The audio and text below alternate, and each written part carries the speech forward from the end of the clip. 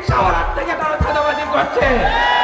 যেই চাঁদাবাজি আওয়ামী লীগ করত, যেই চাঁদাবাজি ছাত্রলীগ করত, যেই চাঁদাবাজি যুবলীগ করত, দর্শক কথাগুলো শুনেন, ঠিক আছে? আপনারা সেই চাঁদাবাজির হাত হস্তান্তর করে নিজেদের হাতে নিয়েছেন।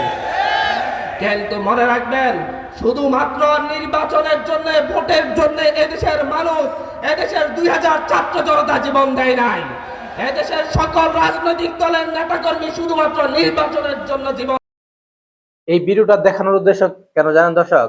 যে একজন মানুষ আসলে তার প্রতি যদি দেশপ্রেম না থাকে, দেশের প্রতি যদি ভালোবাসা না থাকে, তাহলে এরকম বক্তব্য দেওয়া কিন্তু সম্ভব না। আর আপনারা জানেন যে বৈষম্য বিরোধী যে হান্নান, উনি কিন্তু প্রায়ই টক শোতে এসে কিন্তু এই দেশের কথা বলে কান্না করছে অনেকবার। এই যে 2000 লোক মারা গেছে, এই যে 30,000 প্লাস লোক যে আহত হয়ে আছে, এদের বিষয়ে বলতে যায় কিন্তু অনেকবারই কান্না করছে। তো একজন মানুষের ভিতর যদি দেশপ্রেম, ভালোবাসা যদি না থাকে, ভিতর থেকে এরকম আবেগ প্রবণ কিন্তু কথা বলা সম্ভব না। উনি দেখছেন প্রত্যেকটা টক শোতে কিন্তু সে বাংলাদেশের ভালো নিয়ে কথা বলছে।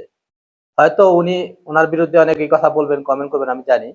তো তারপর আমি বলতে চাই যে একজন মানুষ দেখেন, যদি সে দেশকে না ভালোবাসে, এইভাবে কথা বলা সম্ভব না। আপনি দেখেন যে বর্তমানে যে বিভিন্ন দলের নেতা কর্মীরা বিভিন্ন ভাবে চাঁদাবাজি করতেছে, তো দেশটা কিন্তু আসলে দিন দিন আসলে নিচের দিকে যেতেছে।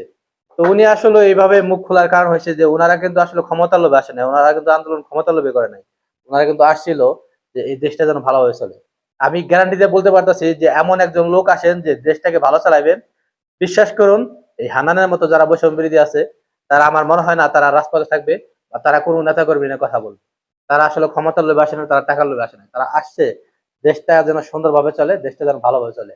দেশটা ভালোভাবে চলতেছে না, বিভিন্ন রাজনৈতিক দল নেতা কর্মীরা আসলে বিভিন্ন ভাবে লুট করতেছে, যে কারণে তারা এখন রাস্তা ছাড়তেছে না, কিংবা তারা এখন ক্ষমতা আসতে যাচ্ছে। তো দর্শক, আপনাদের কেমন লাগলো অবশ্যই আপনারা কমেন্ট করে জানাবেন।